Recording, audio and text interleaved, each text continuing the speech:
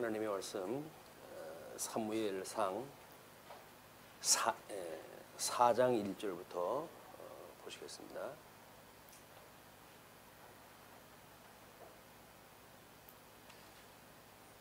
(4장 1절) 사무엘의 말이 온 이스라엘에 전파되니라. 이스라엘은 나가서 블레셋 사람들과 싸우려고 에베네셀 곁에 진치고 블레셋 사람들은 아벡에 진쳤더니 블레셋 사람들이 이스라엘에 대하여 전열을 벌이니라. 그 둘이 싸우다가 이스라엘이 블레셋 사람들 앞에서 패하여 그들에게 전쟁에서 죽임을 당한 군사가 4,000명 가량이라. 오늘은 사사의 세대 교체라고 하는 그런 그 제목으로 우리 사무엘상 내용을 확인해 볼까 합니다. 원래 그 우의 제목이 한족가로 일본어로 해서 선지직임에 대한 질서라고 이렇게 이야기했어요. 그래서 이 선지직임에 대한 질서가 하나님께서 행하시는 섭리를 보게 되면 지금 사무엘로 하여금 하나님 앞에서 자라게 하시고 그동안 하나님의 말씀이 없던 시대에 이제 그 말씀을 우리 사무엘 귀에 넣어주시고 입으로 하여금 그것을 이제 사람들한테 선포하게 하시는 이런 세대 교체가 먼저 시작이 되어집니다. 우리 엘리 선지자 제사장을 이어가지고 지금 사무엘이 등장을 하게 되어지는데요. 사무엘이 엘리가 있었을 때는 말씀이 희귀하다고 이렇게 이야기를 했어요. 이 말씀이 희귀한 그런 그 상태, 이런 그 상태였었는데 사무엘을 세우시면서 하나님께서 말씀을 주시기 시작을 합니다. 이제 계시가 계속되어지는 거죠. 뭐 크게는 우리가 하나님의 말씀이 이제 중간기에 이르러 가지고 뭐 400년 동안이나 사실은 말씀이 없어요. 그리고 우리 과거에 보게 되면 애굽에 들어가지고 애굽에 400년 동안 종노릇을 갖다 할 때 이때도 하나님의 말씀이 없던 상태예요. 이런 그 상태. 그래서 성경에서 가장 긴 시간이 애굽에서 400년, 그다음에 구약 역사가 끝나고 400년.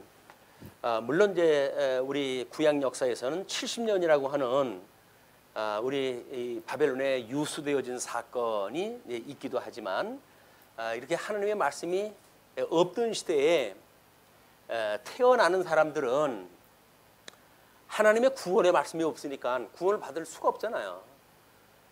우리 뭐 일본 같은 경우는 우리보다 훨씬 앞서가지고 복음이 증거되어졌는데 일본에는 유감스럽게도 그 기독교가 양쪽으로 발전이 되질 않습니다. 물론 신학적으로 해가지고는 뭐 이름 있는 신학자들도 있고 성경 주석도 뭐 여러 가지 나오고 그랬는데 근데 교회를 찾기가 어려워요.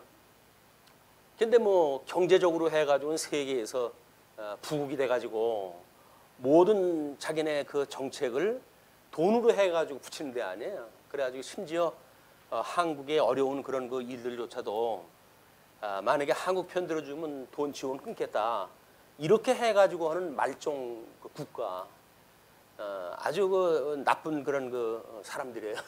나쁜 사람들.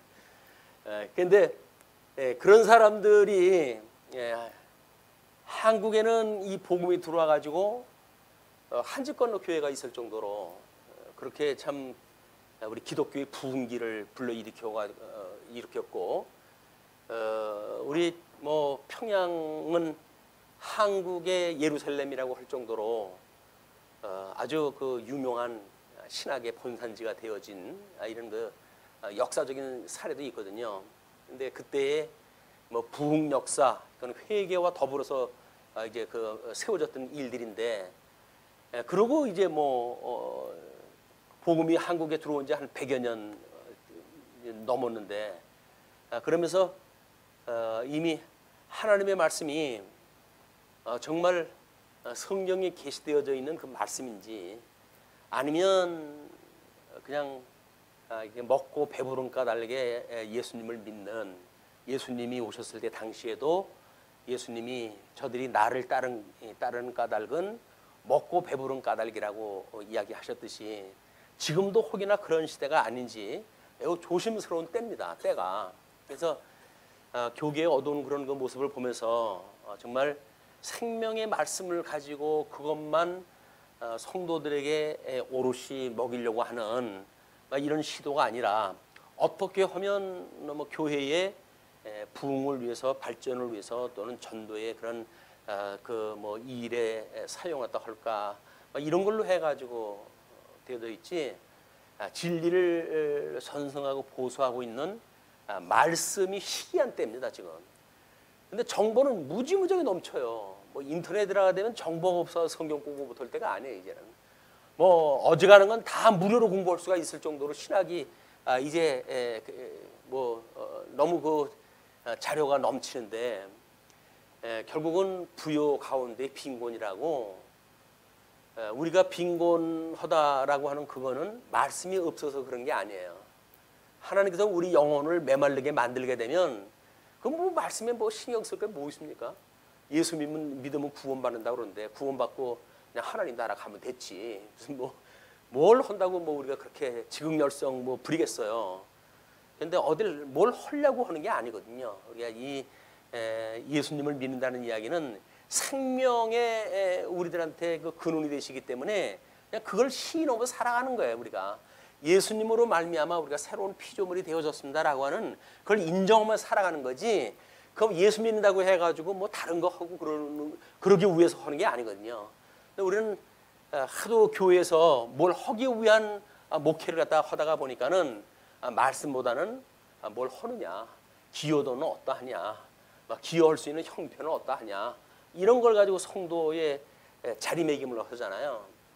뭐 야고보서에도 나와져 있지만 비단 옷 입은 사람은 앞에 앉히고, 그리고 남노 입은 사람들 저 문간에 서 있으라고 이렇게 하고, 이 소위 교회라고 하는 데서 차별화가 되어지는 그런 그 문화였었거든요. 지금 마찬가지입니다. 성도들이 대형 교회에 뭐 그럴듯한 교회 다니게 되면 그 사람들의 자부심이 얼마나 대단한지 몰라요. 그 사람들이 말씀에 대한 자부심이 아니에요. 그냥 자기가 몸담고 있는 교회와 자기를 일치화시킴으로 해가지고 마치 자기가 신분 상승이 되는 것 같잖아요. 그 교회의 이론이 되어졌다는 것만 가지고 신분 상승이 되어지기 때문에 성도라고 하는 어떤 신분에 만족을 하지 못하고 그런 형식적 조건에 자기 신분의 어떤 그런 뭐 의미를 부여하고, 이것이 아픈 현실이 아닌가 모릅니다. 그래서 이런 그 어두운 시대가 점점 도를 더해가고 있는데, 우리 사무엘이 하나님 앞에 부름을 받고 이제 선지자의 사역을 갖다 했을 때인데, 그렇기 때문에 사무엘의 말이 온 이스라엘에 전파가 돼요. 전파가 되어진다는 이야기는 뭔가 이 운동력이 시작이 되어지는 거죠. 이 운동력이 시작이 되었어요. 그 운동력이 뭐냐면 지금 블레셋의 종으로 살고 있는데도 불구하고 무기력하게 짝이 없는, 누가 와가지고 자기네들 뭐 통치를 했다 하면 뭐 어떻습니까? 블레셋이 통치해도 괜찮고 뭐 어머니 사람들이 와서 통치를 했다 해도 그놈이 그놈이더라 뭐 이렇게 되어지는 거예요. 이게 우리 대한민국이 외침을 갖다 하도 받아가지고 외침 받아가지고 뭐 윗대가리들만 바뀌는 거 아니에요. 와가지고 지네들 뭐 어떤 나라가 이제 쳐들어오게 되면 그 나라가 바뀌어가지고 그 사람들이 머리 노릇하고, 백성들이야 그저 배 골치 않고 먹고 살면 됐지, 사상이고 뭐고 상관이 뭐가 있겠어요. 이런 그 사람들이라고 한다면 여기에 과연 우리 어떤 민족 의식을 불러일으킨다든가 이렇게 해서 우리의 정체성을 다시 한번 일으키는 그런 그 기회가 말씀의 운동력이 시작이 되어진 겁니다. 그러니까 그동안 무기력하게 있던 사람들이 뭐야 한번 싸워봐 뭐 이래가지고 전쟁이 일어났어요. 이건 이스라엘은 나가서 블레셋 사람들과 싸우려고 에베네셀 곁에 지인을 치고 블레셋 사람들은 아벡에 진을 쳤어요 이제. 그러면 사실은 우리 그 지도를 나눠드렸는데 유명한 언약궤의 이동입니다. 그러면 지금 이 블레셋 전쟁이라고 하는 4장의 블레셋 전쟁은 이게 블레셋과 전쟁인데 이 전쟁은 큰 틀로부터 뭔가 이 사건이 전개가 된 거 아니겠어요? 이 말씀의 운동력이 여기서 시작이 되어지니까 그냥 우리는 사무엘 전체에 대한 거를 우리 직임, 우리 어떤 그 직임을 갖다 세우는 것으로 전체 제목을 잡아놨단 말이에요. 그럼 직임을 세우기 위해서 지금 전쟁이라고 한 걸 동원을 한 거거든요. 이건 전쟁이 목적도 아니고 전쟁이 그 자체만 가지고 우리가 성패를 말할 수가 없는 거예요. 그런데 우리 부분에 빠지다가 보게 되면 이 이스라엘 백성들의 아픈 현장을 우리가 목도하게 되어지고 그걸로 해가지고 우리는 어떻게 해서 망했는가?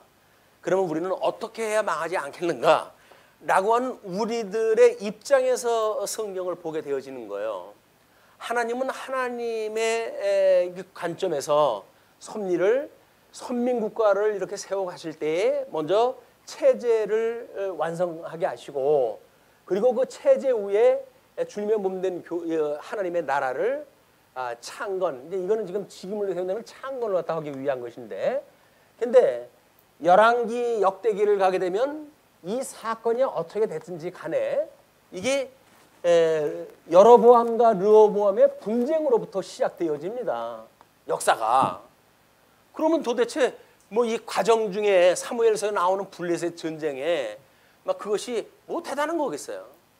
그렇지만 우리 전체적인 어떤 논리적인 입장에서 보게 되면 이 블레셋 전쟁으로 말미암는 지금 이제 법궤의 이동이에요. 이 법궤의 이동이 어떻게 분국이 되어지는가, 분국이 나라가 나뉘어지는 그 일에 이게 작동이 되어지는가의 이야기입니다. 그렇기 때문에 그 언약궤의 이동이라고 하는 왼쪽 검은 글씨가 잘 안 보이지만 요셉의 육족 장자권을 북쪽 이스라엘이라고 한다면 남쪽 유다의 영적 왕권, 이걸 남유다라고 이렇게 구분이 되어질 수가 있어요. 왜냐하면 우리 이제 야곱이 12 아들에게 복을 주는데 요셉이라고 하는 그 아들을 두 몫을 주죠. 그것이 우리 그 장자가 아님에도 불구하고 두 몫을 준다는 이야기는 사실은 이미 이 요셉이라고 하는 사람한테 두 몫을 줬기 때문에 장자권이 부여된 거예요, 이게. 그러나 이제 그 유다는 뭐 왕의 홀이 끊이지 않겠다라고 하는 그런 예언에 의해 가지고 한 집합만 그냥 운영이 되어지는 거예요. 그래서 야곱의 그 약속이라고 했던 그 창세기에 나와져 있던 이 약속, 또는 뭐 신명기에 나와서 있던 그 약속도 마찬가지입니다만은 이런 걸로 인해 가지고 하나님이 분국을 갖다 해서 이제 북쪽 이스라엘과 이 남쪽 유다라고 하는 이게 이제 분국이 되어 있단 말이에요. 물론 여기는 이제 여로보암을 중심으로 해가지고 국호와 열지파가 뛰어가게 되고 남유다는 르호보암에 의해 가지고 결국 무기력하게 한 지파, 물론 그 뭐 변두리에 이제 베냐민 지파가 반 지파가 있어가지고 한 지파가 나머져 있지만은 대표로 한 지파라고 이렇게 이야기합니다. 열조각이라고 이렇게 이야기했다 하고 이게 나뉘어져 가지고 분국이 되어지거든요. 그럼 분국이라고 하는 거는 우리가 우리 창건이 예수 그리스도의 강탄이라고 봤을 때 유수라고 하는 것을 예수 그리스도의 고난이라고 봤단 말이에요. 그럼 예수 그리스도의 고난이라고 한다면 우리 예수님이 몸으로 해가지고는 다윗의 자손으로 이 땅에 오셨고 이제 그리고 그 성결의 영으로는 죽은 자 가운데서 부활하심으로 해가지고 하나님의 아들이라고 인정을 받는 사건이거든요. 그러니까는 이 두 가지 요소가 이 장자권이라고 하는 사람들의 어떤 전통에 의한 이런 것이 있는가 하면 하나님께서 초자연적으로 해가지고 왕의 허리 끊이지 않게끔 하시는 섭리가 있는 거예요. 이게 신적 섭리와 육적 그 섭리가 두 가지가 있다. 이거는 구약 성경을 우리가 공부하면서 이 두 가지 요소를 잘 살펴봐야 우리는 예수 그리스도의 고난은 하나님의 아들임에도 불구하고 중보자로 오셨기 때문에 이 중보자가 우리 참 인간과 참 하나님 이런 두 가지 요소를 가지고 이 중보자로 이 땅에 오셨단 말이에요. 그러면 이 인간으로 오셨던 예수님은 사실은 죽으셨다가 부활을 갖다 하셔야 되거든요. 이거를 우리가 읽어낼 수가 있는 거예요. 이제 역사 가운데서 통시적인 내용으로 보게 되면 아니 뭐 그 열왕기하고 역대기하고 이야기도 비슷하구만. 그걸 뭐 그렇게 의미를 갖다 우리가 이렇게 갈라놔야 되느냐 이렇게 이야기를 하는데 그렇지가 않습니다. 중보자가 와가지고 남쪽 유다 우리 이제 그 열왕기는 결국은 우리의 이런 이제 그 창건 분국 이제 그리고 역대기에서 유수가 오잖아요. 역대기에서 유수 열왕기에서 이런 그 고난사가 이제 있게 되어진단 말이에요. 그러면 어떻게 차별화를 갖다 해가지고 성경을 우리는 하나님께서 계시하셨던 의미를 읽어내느냐라고 하는 것은 특별한 사고의 전환이 없으면 안 돼요. 하나님께서 우리한테 어떤 성령의 감동을 주어가지고 그냥 단순히 어떤 역사적 그런 그 차이도 없는 걸 가지고 그냥 썼고 역대기는 열왕기에 누락되어진 그런 보충되어지는 어떤 기록물이다. 이렇게 봐가지고는 성경으로 보는 게 아니에요. 이걸 뭐 인문학적으로 또는 역사적으로 접근을 갖다 하는 사람들이 이제 이렇게 읽어내는데 그렇지가 않다. 구약 성경 전체는 예수 그리스도의 강탄과 고난과 죽으심과 부활이라고 하는 이 죽으심과 부활 이것이 이제 우리 역사서에서 이야기하고 있는 에스라에서부터 느헤미야, 에스더서까지의 이야기입니다. 이걸로 해가지고 부활이 되어지는 일이기 때문에 어떻게 죽으시고 십자가에 못 박아 죽으시는가, 고난을 받으시고 죽으시는가에 대한 이야기예요. 그러니까는 우리가 역대기에서는 유수라고 하는 그런 그 부분에 방점을 찍어가지고 성경을 이해를 해야 되고 열왕기는 예수 고난이라고 하는 데 방점을 찍어가지고 성경을 개론을 우리가 나눠놔야 같은 역사에서 다른 의미가 이제 보이기 시작을 하는 거거든요. 복음서도 마찬가지죠. 뭐 예수님의 출생서부터 부활 사건까지 똑같은 성경들인데 거기서 우리가 어떻게 예수 그리스도의 직임이나 신분이나 사역이나 품이라고 하는 걸 읽어내는가는 그런 관점으로 보여야 그게 보는 거예요. 그렇게 보이질 않습니다.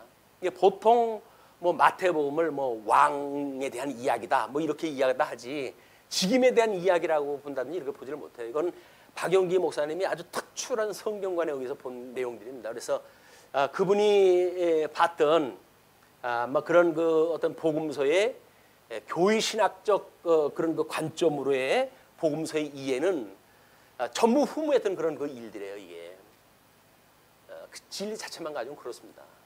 그 이후에 신약 성경은 약간 이제 논리가 좀 이제 다르지만 그걸 어떻게 교회 신학적인 관점으로 봤는가?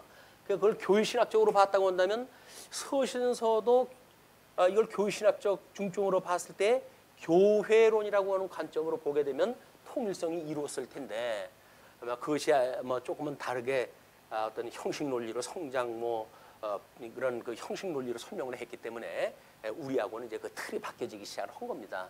그래서 우리 같은 역사 속에 있는 내용들을 어떻게 우리가 읽어낼까는 뭐 우리가 선택할 수도 없는 거예요. 하나님께서 이런 말씀이 선포되어지는 현장에 있으니까 우리가 그걸 보고 우리가 함께 공부를 하고 공유를 하다 하는 거지. 아니 뭐 우리 이웃교회만 가도 그렇게 안 보면 안 보이는 거예요. 그리고 얼마든지 그냥 그 내용 가지고 구속사 이야기 할 수가 있습니다. 늘 뭐 예수님의 구속의 이야기니까 다 구약 성경은 모형적으로 보여줬던 예수 그리스도의 사건이고 그렇기 때문에 예수 그리스도 설명하는데 부족함이 없어요.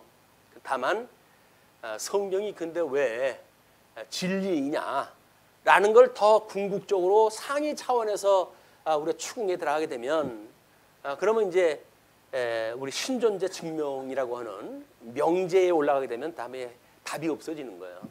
자유주의가 우리 성경관을 흔들기 시작을 해가지고 성경이 왜 진리냐? 라고 질문을 또 하면서 진리성을 부정을 하잖아요. 그래놓고 이거는 그냥 역사적인 기록일 뿐이다. 뭐 이렇게 이야기를 해버리니까 그런 사람들이 가르치는 교회 가게 되면 그냥 그런 줄로 아는 거죠. 뭐 아유 예수님이 이 시대에 뭘 부활을 갖다 하고 승천을 갖다 했다가 무슨 뭐 구름을 타고 오시고 그래 이렇게 이야기를 하게 되면 우리가 자연 어떤 그런 그 사회에서의 교육을 받고 그렇게 평생을 살아온 사람들인데 그게 더 쉬워요. 그게 그래 뭐라 그걸 또 굳이 그렇게 옛날 얘기도 아니고 그렇게 믿어야 되냐라고 믿게 되면 뭐 애어른 할 것도 없이 다 동의를 갖다 할 수밖에 없는 거예요. 왜? 왼쪽을 봐도 오른쪽을 봐도 다 그런 사람들이 모여 있으니까 그냥 그렇게 믿을 수밖에 없죠. 우리가 나름대로 어떤 말씀을 중심으로 해서 하나님의 교회를 섭리하다 해가신다고 한다면 우리 사무엘이 등장을 하다 해가지고 말씀을 선포하기 시작한 시대로부터 엘리 제사장이 있었던 그런 말씀이 희귀했던 세상하고는 같은 역사의 맥락에 있어요. 그럼에도 불구하고 하나님의 섭리라고 하는 차원에서 보게 되면 하늘과 땅의 차이가 있다. 단순히 그냥 한 사람은 뭐 불의하고 그리고 불충해가지고 그저 자기 배만 위한 제사장이었고 사무엘은 하나님의 은혜 중에 잘 성장한 사람이라고는 인간 중심의 어떤 차별을 가지고는 이게 되질 않습니다. 하나님의 역사 섭리는 의도가 있는 거기 때문에 그래요. 그래서 이 블레셋 전쟁이라고 하는 그 이야기도 결국은 하나님께서 왜 블레셋 전쟁을 일으켰지? 물론 뭐 근본적으로 이야기를 하면은 죄 가운데 있는 백성들이니까 그렇게 하셨지요. 그러나 하나님께서 그 위의 개념을 보게 되면 블레셋 전쟁은 그 북이스라엘과 남쪽 유다를 갈르시기 위한 준비를 갖다 하시는데 지금 길갈이라고 하는 곳에 우리가 이제 그 요단강을 건너고 거기다 진을 쳤다고 그랬어요. 물론 여리고성을 무너뜨릴 때 법궤를 앞세워 가지고 우리 그 행진을 갖다 했던 사건이 있기 때문에 여리고까지 갔다 오는 건 사실이죠. 그러나 길갈이라고 하는 거로부터 우리 실로라고 하는 뭐 우리 실로에 있을 적에도 거기 우리 참교에 보게 되면 베델에 혹시 있다가 오르지 않았겠느냐 이렇게 보는 사람들이 있어요. 뭐 어쨌거나 그쪽의 이동 통로는 에브라임 지파 영역입니다. 여호수아서 16장 5절로 8절에서 이야기했듯이 에브라임 지파의 영역을 지금 통해 가지고 법궤가 전쟁이라고 하는 거에 동원이 돼 가지고 지금 이동이 되어지고 있는 거예요. 그러면 그 전쟁의 결과에 의해서 그 법궤는 어디로 가는가? 결론적으로 보게 되면 그것이 유다 지파 지역으로 여호수아 15장 1절로 13절까지 구분이 되어져 있는데 유다 지파 영역으로 하나님이 법궤를 옮기셨어요. 인간의 힘으로 해가지고 전쟁에 이기고자 해가지고 길갈에 있던 법궤를 인간들이 끌고 갔다고 한다면 그걸 하나님께서 다곤 신상 앞에서 기적적인 그 역사를 통해 가지고 그 사람들이 도저히 인간의 상식으로는 설명할 수 없는 그런 방식으로 해가지고 법궤가 이스라엘 진영으로 넘어와요. 이거는 동물학적인 입장에서 보게 되면 확률이 일어날 수가 없는 확률입니다. 새끼를 낳은 그 어미 소가 새끼들이 울음을 갖다 뒤로 하고 전혀 다른 지역으로 간다는 건 있을 수가 없어요. 생리학적으로 있을 수가 없는 동물학적으로.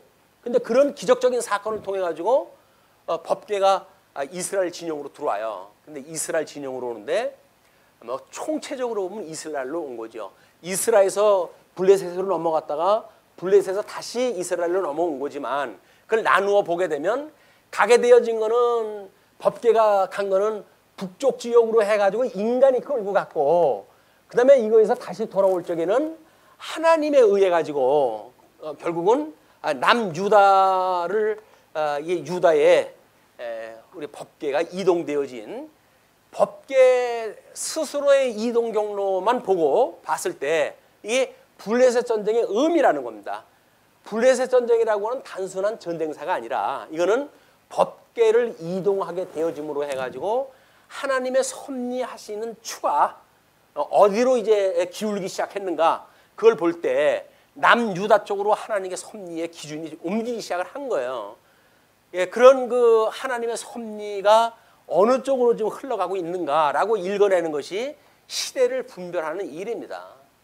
그것이 뭐 단순하게 그저 뭐 나의 유익을 위해 가지고 이러고 저러고 그건 아무런 의미가 없어요. 나의 유익하고 뭔 상관이 있어요? 하나님이 왜 그런 역사를 다 해가는가가 중요하지 인간 중심으로 해가지고 이러고 저러고 하는 그거는 별로 의미가 없다. 그런데 우리는 협의적으로 인간이 어차피 생각이 좁으니까 내 입장에서 이해관계가 어떠냐라고 이걸 볼 수밖에 없는 거거든요. 그러나 하나님께서 해가시는 일은 분명히 큰 이런 통시적인 관점에서의 이런 그 섭리의 추가 변해가고 있는 거예요. 그걸 읽어내는 일이 성경을 우리가 읽는 이유입니다. 성경을 그냥 뭐 한 장을 한 권을 뭐 1독을 했니 2독을 했니 그 아무런 의미가 없어요. 과연 어떤 중심을 가지고 말씀이 어떻게 지금 진행이 되어지고 있는지 이런 걸 읽어내는 것이 이제 중요한데 왜냐면 하나님의 뜻을 알게 되어지는 거니까. 그래서 지금 이 법계 이동이라고 하는 것을 블레셋 전쟁사의 중심으로 놓기 위해 가지고 이걸 뭐 프로젝트로 보여드리면 될까 싶어서 봤더니 글씨가 들어가지고 글씨가 잘 보이질 않아요. 예, 확대도 잘 안 되고 뭐 그렇게 해가지고 급히 프린트를 갖다 했습니다. 그래서 참고라도 하셔가지고 아주 중요한 그런 그 요소들이에요. 그거를 시편 기자의 글을 잠시 빌려보게 되면 시편 78편 60절서부터 72절까지 뭐 그 앞서부터 진행되어진 일이지만 그 핵심을 보게 되면 기이한 그런 그 표현을 갖다 했어요. 사람 가운데 세우신 장막 곧 실로의 장막을 떠나시고 또 요셉의 장막을 버리시며 에브라임 지파를 택하지 아니하시고 오직 유다 지파와 그의 사랑하시는 시온산을 택하시며 또 그의 종 다윗을 택하시되 양의 우리에서 취하시며 전장을 지키는 중에서 그들을 이끌어내사 그의 백성 야곱 그의 소유인 이스라엘을 기르게 하셨더니 이에 그가 그들을 자기 마음의 완전함으로 기르시고 그의 손에 능숙함으로 그들을 지도하였도다. 이게 하나님의 섭리에 이게 전체가 이런 거를 우리가 읽어내는 일이 매우 중요합니다. 그렇기 때문에 지금 그 사정의 그 1절, 2절 블레셋과의 전투 패배라고 이야기를 갖다 했지만 그것이 다음에 보게 되면 이제 인간의 사악함이 드러나기 시작을 하는 거예요. 3절로 4절 법궤를 앞세우고 전쟁에 나가게 되어집니다.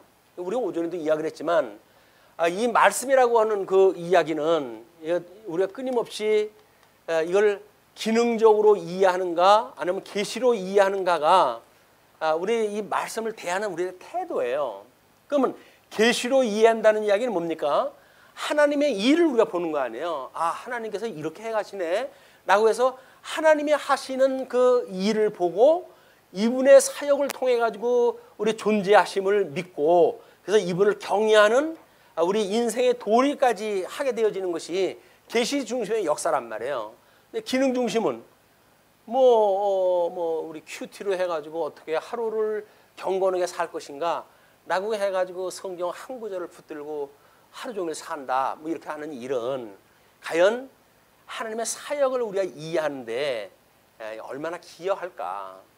우리가 뭐 그걸 늘 노심초사 그게 붙들고 살아가니까 우리 스스로 조심하고 그렇게 할 수는 있겠지요. 그러나 인간이 조심해가지고 만들어지는 이 경건이라고 하는 것은 모양만 있을 뿐이지 사실은 능력이 없는 거예요. 그러나 하나님께서 이 계시로 주셨던 이거에는 하나님의 능력이 드러나는 겁니다. 이 하나님의 능력이 우리들로 하여금 세상을 향하고 있는 우리들의 마음을 하나님께로 향하게 하고 하나님만을 찬양하게 하신다는 거거든요. 이게 죽었던 자를 살리시는 것도 능력이지만 끊임없이 성화의 기간 동안 그로 하여금 떨어지지 아니하고 하나님에 붙들려 있게 하시는 이거야말로 하나님이 주시는 능력이에요. 권능이에요. 우리 주님의 몸된 교회의 권능은 우리 뭐 성령이 오시게 되면 우리 권능을 받고 증인이 된다고 그랬었는데 우리가 권능이 목사, 장로, 집사 뭐 이렇게 해가지고 보통 세 권능을 갖다 이야기를 합니다. 목사로 하여금 교리권을 주어가지고 하나님의 말씀에 의한 이 교리를 분명히 성도들한테 알려주게 하시고 이걸 교리권이라고 해요. 이 권이라고 하는 거에 권리를 갖다 이야기하는 게 아닙니다. 하나님께 주신 권능이라는 이야기거든요. 근데 이걸 자칫 잘못하게 되면 이건 내가 가지고 있는 권능이야. 다른 사람이 이걸 하면 안 돼. 이렇게 이제 나오는 거예요. 치리권도 마찬가지죠. 이 사람들은 치리권이라고 이야기하다 하니까 치리에 있는 권한이 자기한테 있다고 이야기를 하는 거예요. 그것이 아니라 하나님께서 은혜의 선물로 은사로 주신 권능이란 말이에요. 그냥 이 장로들한테는 특별히 부지런하라고 이야기를 합니다. 그래서 가가호 방문을 했다 하고 정말 그 애정을 가지고 이 성도들을 갖다 돌아봐야 되거든요. 이것이 장로의 일인데 뭐 완장이나 찾는 줄 알고 행세를 갖다 하니까 이걸 권리로 이해를 하는 거예요. 권리가 아니라 이건 하나님께서 주신 권능입니다. 물론 이거 봉사권이라고 이야기를 해요. 봉사권. 우리 아까 이제 뭐 우리 견인해 가는 그런 은혜도 이야기를 했지만 봉사라고 이야기를 하니까 지네들은 교리하고 치리하고 뭐 이렇게 좋은 것 같고 뭐 집사는 봉사하는 것만 좋냐 이야기를 하는데 봉사가 이게 권능이 되니까요. 아니 죽었던 사람이 나 위해서 살기도 바쁜데 어떻게 주님의 몸된 교회를 위해서 살겠냐고요. 이게 하나님의 능력이 아니면 안 되는 거예요.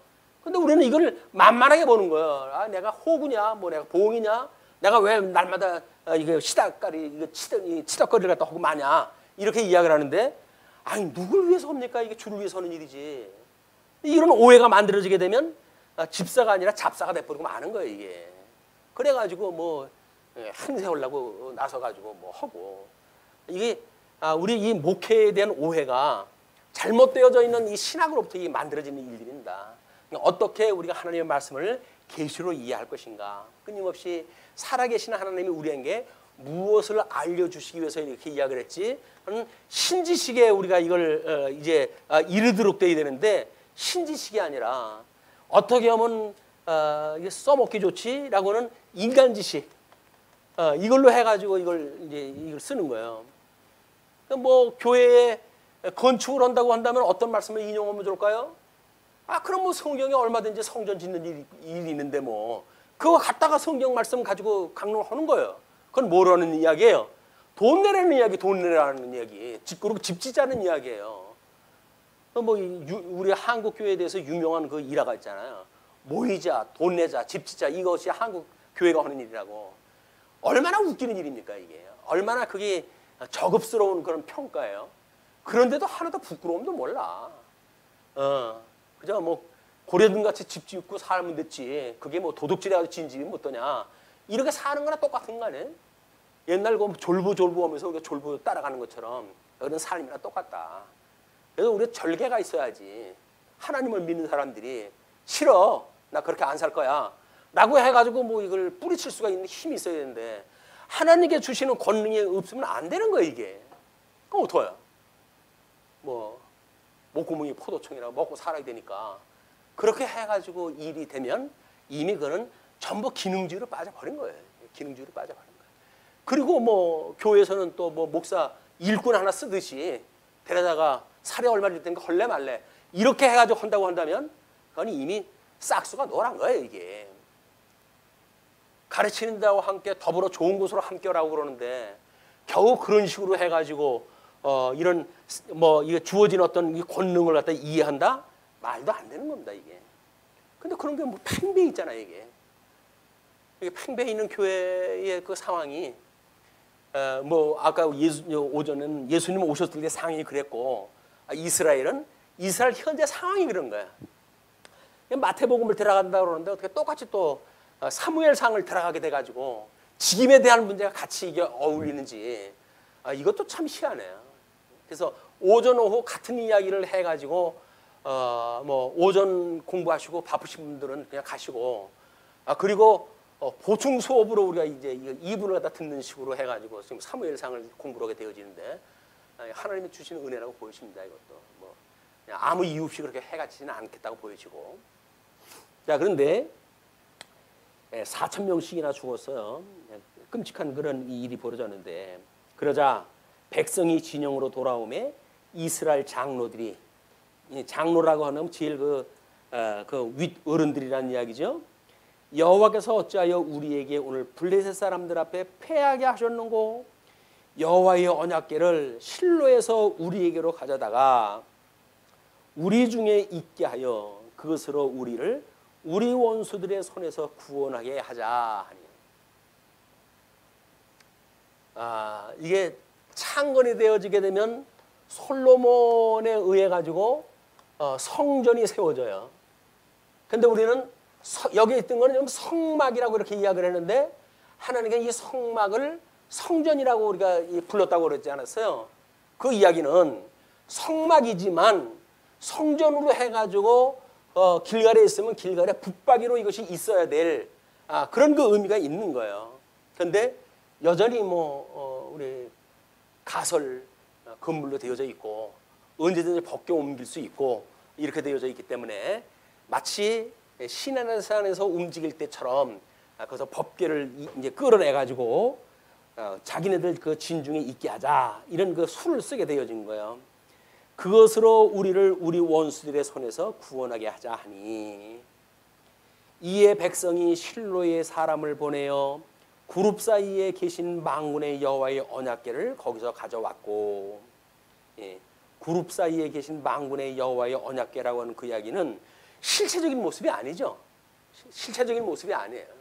지성소에 보게 되면 문양이 거기에 이 그룹으로 해가지고 문양이 있고, 그리고 휘장을 열게 되면 법궤 위에 시은소가 이미 그런 그 형상을 가지고 있는 그런 모습으로 되어져 있기 때문에 그걸 가져왔다는 이야기입니다. 그러면서 그 그룹 사이에 계신 만군의 여호와의 언약궤를 거기서 가져왔고, 엘리의 두 아들 홈니와 비느하스는 하나님의 언약궤와 함께 거기에 있었더라. 아니, 그 제사장 역할을 갖다 했던 인간이 거기 있어야지. 거기서 재물을 갖다 우습게 여기고 하나님의 성전을 갖다 우습게 여기는 인간이 거기 와 있어서 뭘 한다고요? 웃겨요, 자주한. 야, 사람의 눈에 봤을 땐 그래, 제사장이니까 제사장 딱지 붙들고 있으니까 제사장이라고 인정을 갖다 해가지고 언약궤와 함께 있게 갖다 했어요. 자, 5절로부터 11절 보게 되면 언약궤를 빼앗기고 엘리의 두 아들이 전사합니다. 여호와의 언약궤가 진영에 돌아올 때에 온 이스라엘이 큰 소리로 외치매 땅이 울린지라. 언약궤가 진영이 들어올 때 이건 이제 전쟁에 이기고자 했던 기회가 안 내 있어 이렇게 된 거 아니에요? 그러니까는 온 이스라엘 백성들이 이미 전쟁에 이겼어. 큰 소리로 외치고 땅이 울릴 정도로 외쳤다고 그래요. 블레 사람이 그 외치는 소리를 듣고 이르되 히브리 진영에서 큰 소리로 외치면 어찌됨이냐 하다가 여호와의 궤가 진영에 돌아온 줄을 깨달은지라. 뭔 일이냐? 쟤네들 지고 지금 4천 명이나 죽었는데 저게 미치지 않고 저게 무슨 일이야? 그랬더니 상황을 본 자들이 봐가지고 법궤가 돌아왔다. 그래가지고 이제 상황 보고 이제 깨닫게 되어진 거예요.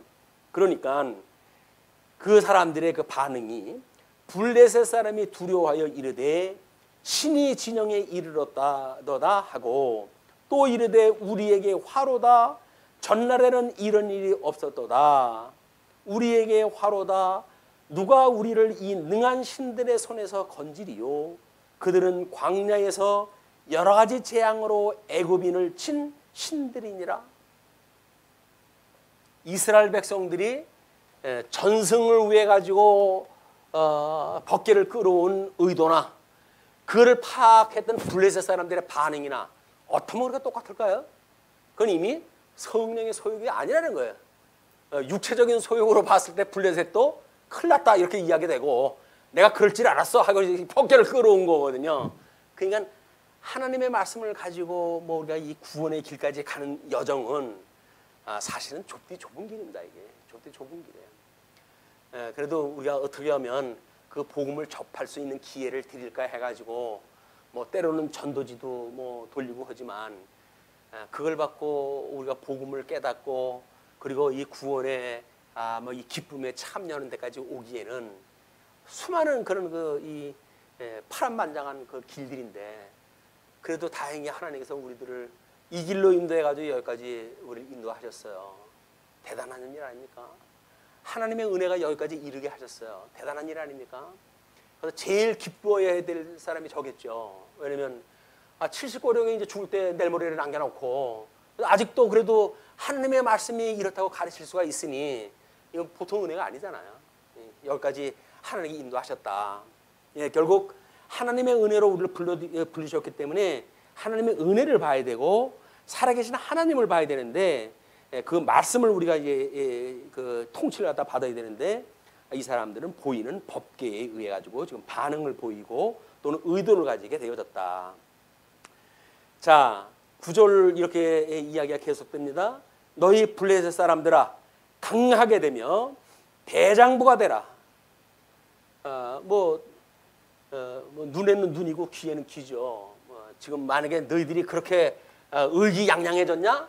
그렇다고 한다면 우리도 사기를 갖다가 불러 일으켜야지 라고 하는 작전이 쓸 수밖에 없잖아요. 그러니까 대장부가 되라 이렇게 이야기를 하는 거예요. 너희가 히브리 사람의 종이 되기를 그들이 너희의 종이 되었던 것 같이 되지 말고 대장부같이 되어 싸우라 하고. 너희들 걔네들 뭐 몇십 년 동안 그 종으로 부려먹고 그랬었는데 너희들이 그 꼴 날 거야? 아니면 아니 그렇게 안 되려면 어떻게 할 거야? 목숨을 내걸고 싸워야지 라고 이야기를 하니까 동기부여가 충분하게 되어진 거야. 그 사람들한테는 동기부여가 돼가지고 결국은 블레 사람들이 쳤더니 이스라엘이 패하여 각기 장막으로 도망하였고 살육이 힘이 커서 이스라엘 보병에 엎드러진 자가 3만 명이었으며 먼저 이 복개가 없을 때 4천 명 죽었던 것만 해가지고도 이거 끔찍했었는데 이것이 지금 보병이 엎드린 자가 3만 명이 돼요. 3만 명. 여전히 거의 뭐 8배가 되어진 거 아닙니까? 아마 7배라고는 완전한 그 배수를 갖다 이야기한 정도가 아닌가 싶어요. 4천이라고 하는 땅에 충만한 그런 그 숫자를 하나님께서 7배나 되어지는 사람을 넘어지게 했던 장면이 바로 이스라엘 보병이 엎드러진 자가 3만 명이라고 하는 숫자로 우리한테 보여줍니다. 네, 하나님의 기회는 빼앗겼고 그 애지중지하던 이 기회를 빼앗겼어요. 아니, 지네들이 그 하나님의 말씀에 그런 하나님의 뭐 살아계신 그 이름을 두신 곳이 법궤인데 자기네 목숨을 거치고 그걸 지켜야지. 그걸 내팽개치고 지네들 도망가요.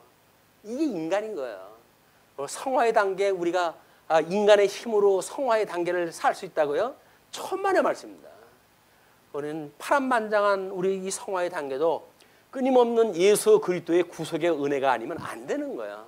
우리가 우리를 온전케 하신 예수 그리스도를 바라보고 성화의 단계를 지나가야 되는 일이기 때문에 죽었던 우리를 살리셨다. 우리 주님께서 우리를 죽었던 우리를 살리셨어.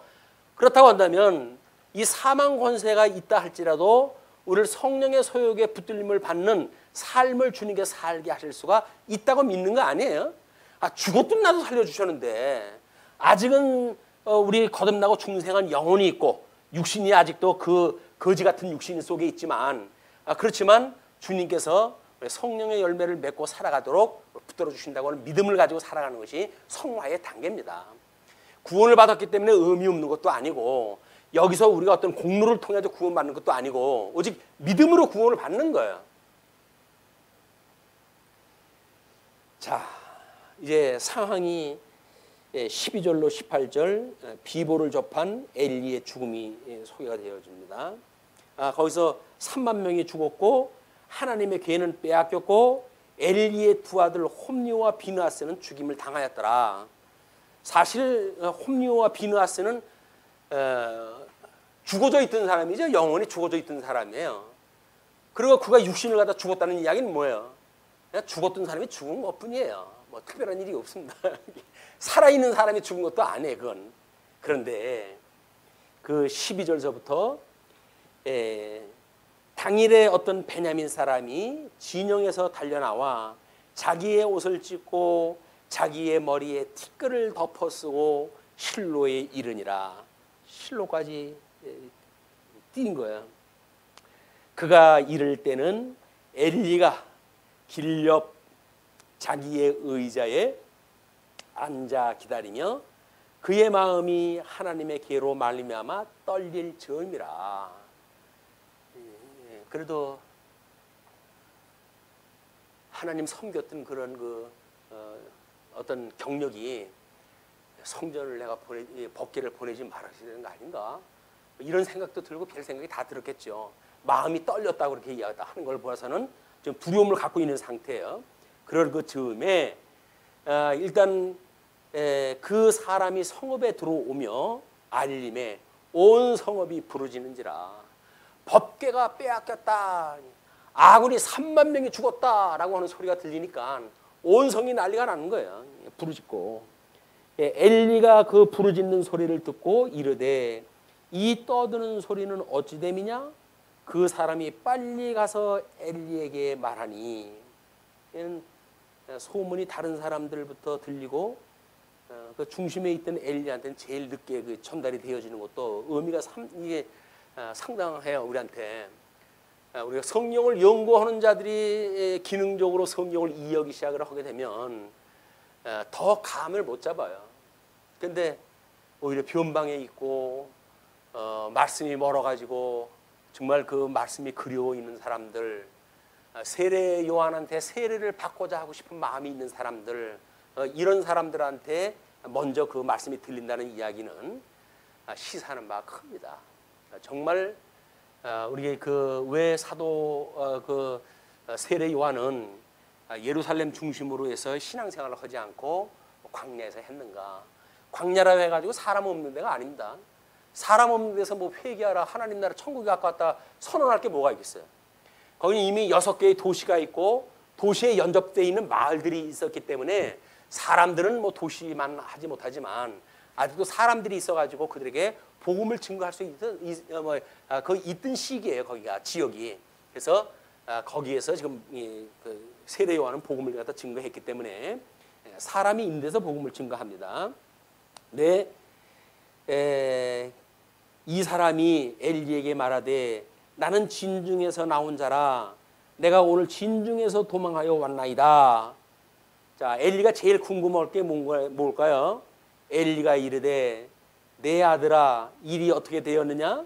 소식을 전하는 자가 대답하여 이르되 이스라엘이 블레셋 사람들 앞에서 도망하였고 백성 중에는 큰 살육이 있었고 당신의 두 아들 홈니와 비느하스도 죽임을 당하였고 하나님의 괴는 뺏겼나이다.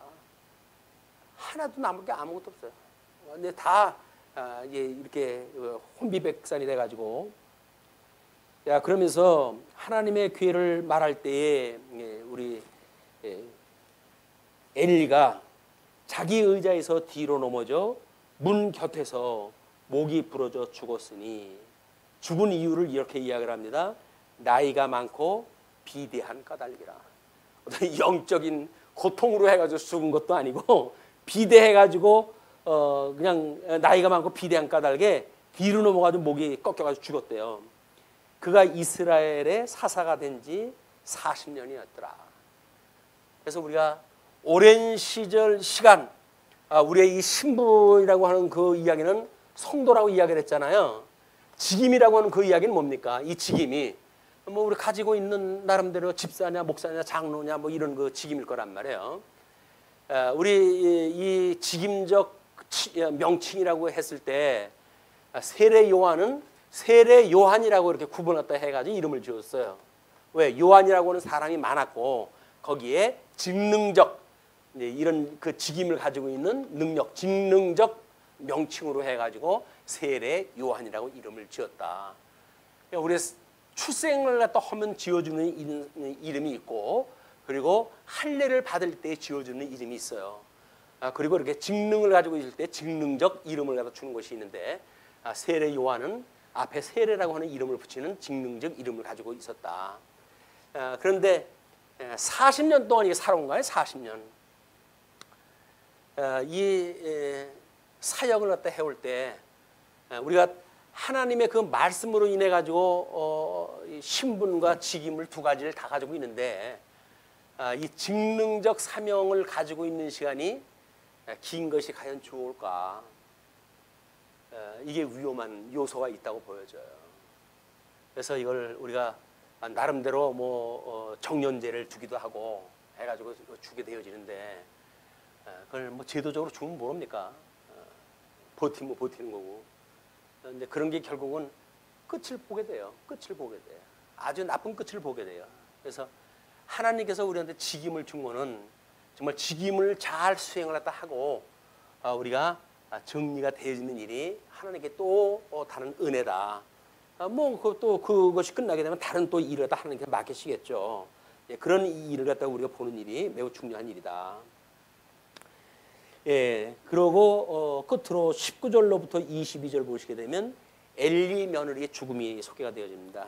그의 며느리인 비느하스의 아내가 임신하여 해산 때가 가까웠더니 하나님의 괴를 빼앗긴 것과 그의 시아버지와 남편이 죽은 소식을 듣고 갑자기 아파서 몸을 굽으려 해산하고 죽어갈 때에 곁에 서 있던 여인들이 그에게 이르되 두려워하지 말라.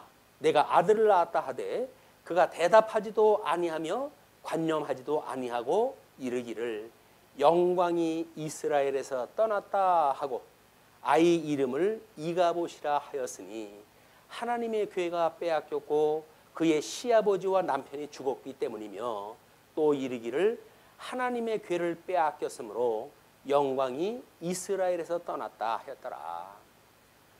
우리 법궤는 하나님의 이름을 둔 곳이라고 그랬죠. 하나님의 그 말씀이 십계명이라고 하는 하나님의 뜻이 있는 곳이기도 합니다.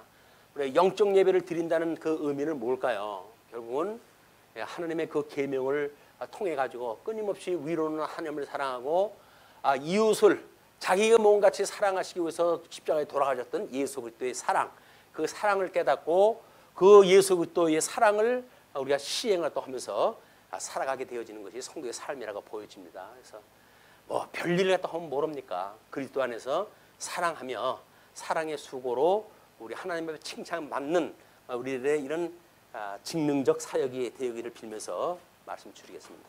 기도하시죠.